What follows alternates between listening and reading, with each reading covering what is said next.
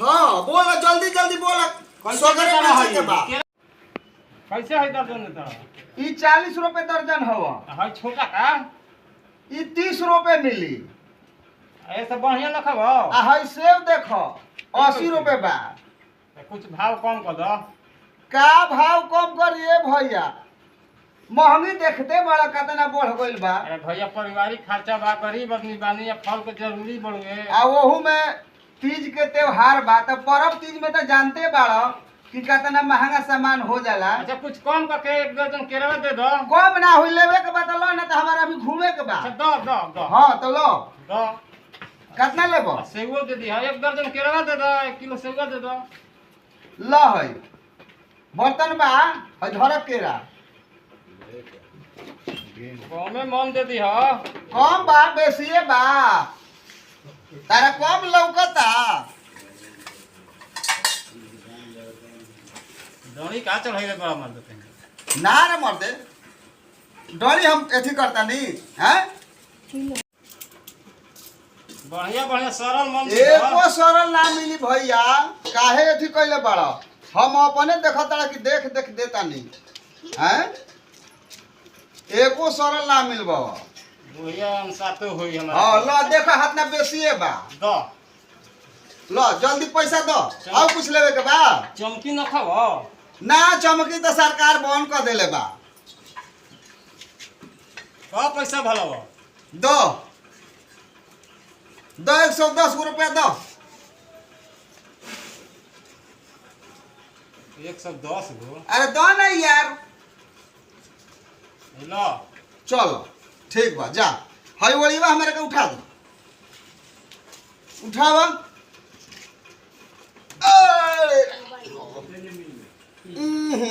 चल हम काम में चल दिया है, सब बेचा दे बाबा। चलो चलो।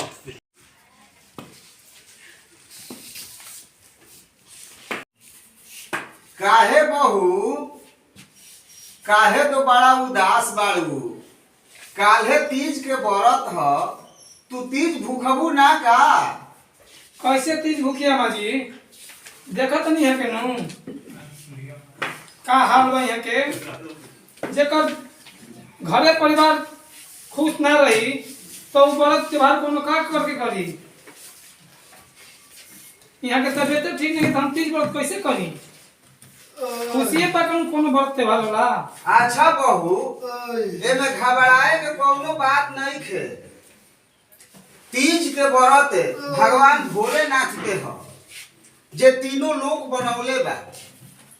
तो ऐसे अपुता मत, तीज के व्रत ऐसन ह, ई मर्द के लंबा आयु खातिर भूखल जाला। तो हम कहत नहीं कि तू तीज के व्रत भूख, तार मर्द के कुछो रोग भइल होई तो भगवान के दया से सब ठीक हो जाए।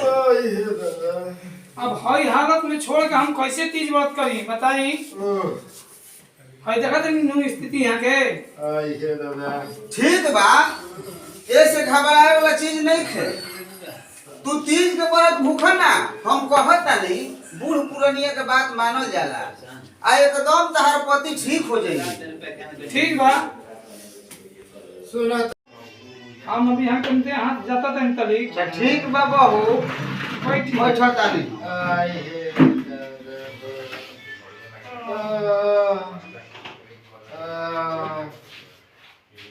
ढेर तकलीफ बा।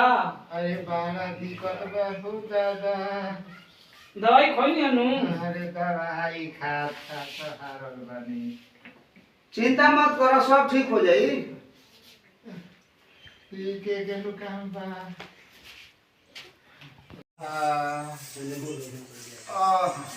भौजी माई ठीक है कहतड़ी। काल तीज ह और ओका शंकर भगवान के खूब धूमधाम से पूजा करी, लगन से करी। अब भैया ठीक हो जी। हम ठीक बा। जब हम अभी सब सामान लेके आवत नहीं। सब के मन बा तो जा तू सामान लाओ, हम हम अभी लेके आवत रे करेगी। जा अभी सामान तली सरियाव। बूढ़वा के सबेरा ही कहनी है कि तीज बड़ुए आ सकरा है फल फूल बाजार से लेके आई है। तो का ने बूढ़वा अभी का करता।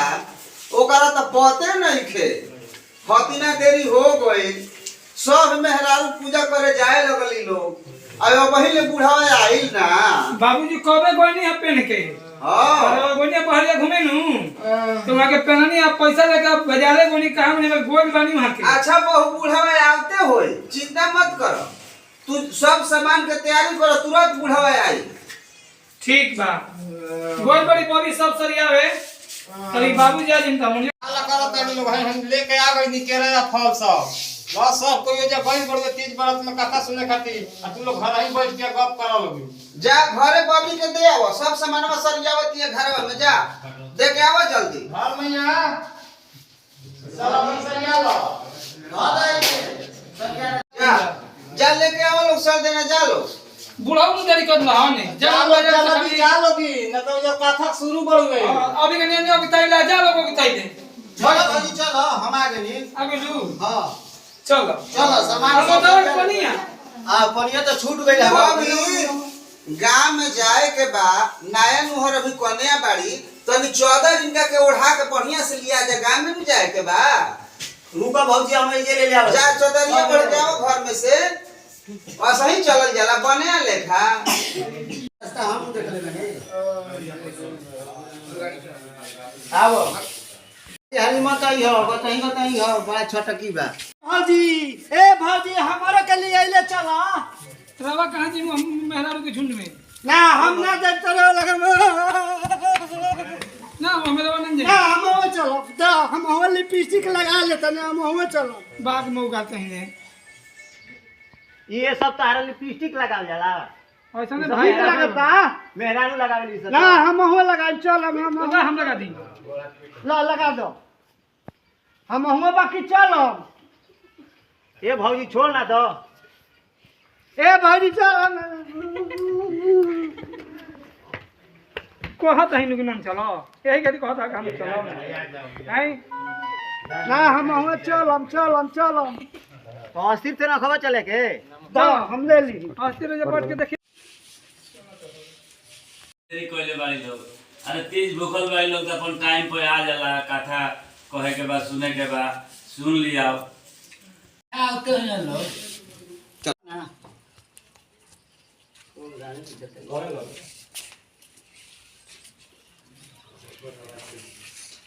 बैठा भौजी बैठी रहो बैठ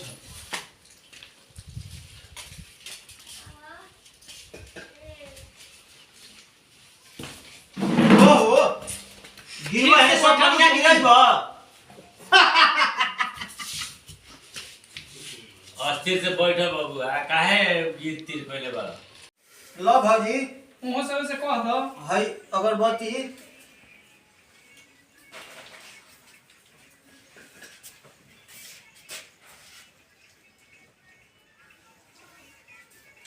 चलो चला दाई हलवा निकाल के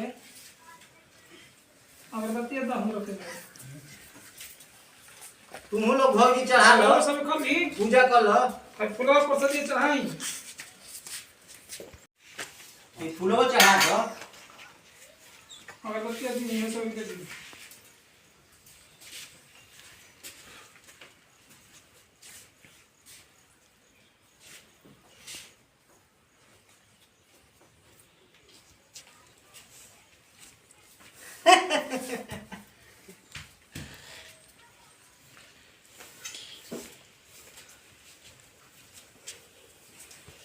बहुत आसरा लेके भूखल बानी घरे हमारा पतिदेव के तबीयत बहुत ज्यादा खराब रहे लेकिन आज राव शरण में आयल बनी है भोलेनाथ आज राव व्रत है हरदम बचपन से हम लोग व्रत थे पूजन करत आगे बनी आज भी राव व्रत अर्थना करतनी हे भोले प्रभु हमारा पतिदेव के ठीक करना हाँ भगवान हमनी के भूखला के लाज रखब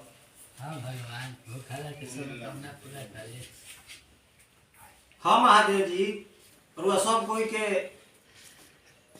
निरोग रखब ये चलते कि हमनी के हर साल ई पर्व करी जा घर में टोटल परिवार खुश रहेला तो पर्व करे में मन लगेला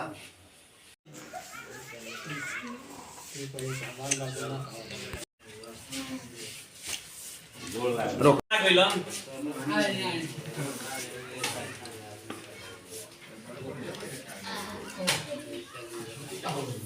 चलो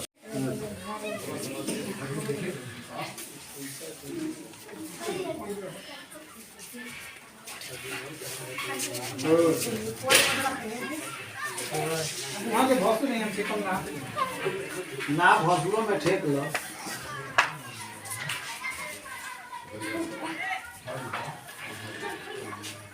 दीदी जी आज हमने के भोलेनाथ की कृपा से तीनों सौभाग्य औरत हमने के आज व्रत के नहीं जा हमने के भगवान भोलेनाथ की कृपा से पति भी सामने आ गए। हमारे पति जौन की बहुत बीमार रहनी है आज भोलेनाथ की कृपा से यहाँ के भी सही हो गई। ऐसे हमने के सब सुहागवती औरत मिलके हर साल तीज के व्रत कही जाई। प्रेम से बोली शंकर भगवान की भोलेनाथ की कृष्ण भगवान की बाबा की। चैनल से बोला तनी तमाम भोजपुरी समाज के पैर छुके गोड़ लगा तनी रउआ सभे के ई वीडियो अच्छा लागल होई तो लाइक और सब्सक्राइब और बेल आइकन के दबा दे।